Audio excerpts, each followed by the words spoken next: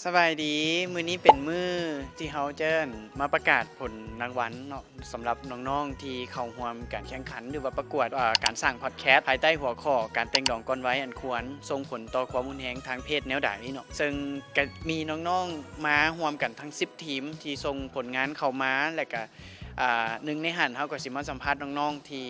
ได้รางวัลจากการแข่งขันพอดแคสต์ในมื้อนี้เนาะว่าเพิ่นมีความรู้สึกแนวใดและก็วิดีโอของเพิ่นหรือพอดแคสต์ของเพิ่นสามารถสร้าง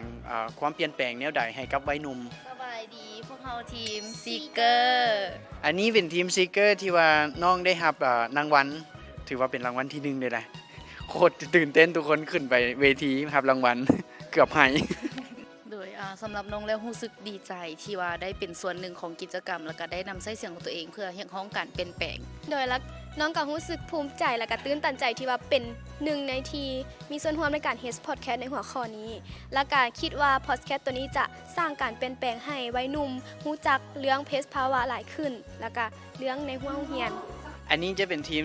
ที่ได้รางวัลที่2แล้วก็ที่3ของพวกเขาแล้วเขาจะมาถามว่า น้องรู้สึกแนวใดถือว่าทีมนี้เกือบจะทุกงานขององค์การแพลนที่จัดเลยนะ จะเอารางวัลไปเบิดทุกงานเลยมื้อนี้รู้สึกแนวใดรู้สึกตื่นเต้นและก็ช็อกที่แบบว่าที่เฮาบ่คิดว่าเฮาจะว่ารับรางวัลอีกสินะและก็อีกอย่างก็รู้สึกว่าก็ขอบใจที่เฮาก็ยังสู้สนแม้ได้มือที่ในรอบนี้มันมีความรู้สึกของเฮาก็คือมันมีสิ่งที่ท้าทายหลายแบบคือมาเป็นบทพิสูจน์ให้เฮาว่าเฮาจะไปต่อหรือพอสำนี้สินะแม่และก็การที่เฮาเฮ็ดคลิปกับพอดแคสต์นี่ออกมาก็คือรู้สึกว่าเป็นกระบอกเสียงหนึ่งให้แก่วัยหนุ่มคือกันบ่ต้องอย่างเจนเลยกันซอกที่แบบฮะว่าเฮาว่าสินะแม่นเพราะว่าก็มักพังพอดแคสต์มาหลายแล้วจุดนี้มันเป็นจุดที่ฮู้ว่าอ๋อเฮาก็สามารถเฮ็ดด้านนี้ได้ก็ดีใจแอบช็อกแต่ว่าก็คิดไว้อยู่แล้วเพราะว่าทีมเฮาตัดไฮไลท์คักสินะก็คันถามว่าสิเปลี่ยนแบบสร้าง impact หรือว่าเปลี่ยนแปลงจังไดแน่นอนว่าวัยรุ่นสมัยใหม่ก็จะมักฟังพอดแคสต์อยู่แล้วบางทีอาจจะได้ข้อคิดจากคลิปเฮาอีหยังประมาณนี้ไปก็คิดว่าก็จะเกิดแบบมีอีหยังในใจแหละก็เลยน่าจะเปลี่ยนแปลงไปก็คือว่าแหละก็คือคำคมที่คิดว่าไว้ความรักมันบ่แม่นทุกอย่างสินะและก็หวังว่าคลิปที่พวกเขาได้เฮ็ดไปเนาะก็จะสร้าง impact แก่สังคมหลายเพราะว่าคือในคลิปที่เขาว่าอย่าให้คนอื่นมากำหนดชีวิตของเขาให้ตัวเองนั้นกำหนดอนาคตของตัวเองเลือกเดินทางชีวิตของตัวเองให้ดีที่สุดอันนี้คือคลิปของพวกเขาที่หวังว่าจะเป็นอีก impact นึงที่ก่อให้เกิดพลังบวกแก่สังคมโดย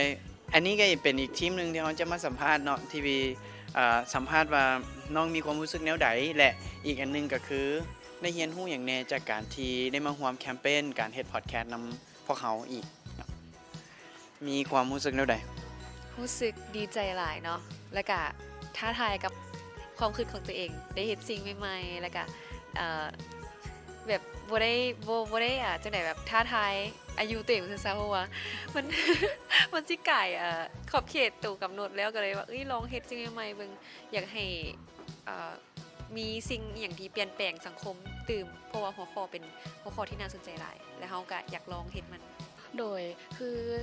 ทำอีกเลยก็ได้เรียนรู้วิธีการตัดต่อแล้วก็เรียนรู้วิธีการใช้คำศัพท์ว่าเฮาควรใช้คำศัพท์แนวใดเพื่อที่จะออกสื่อสังคมหรือว่า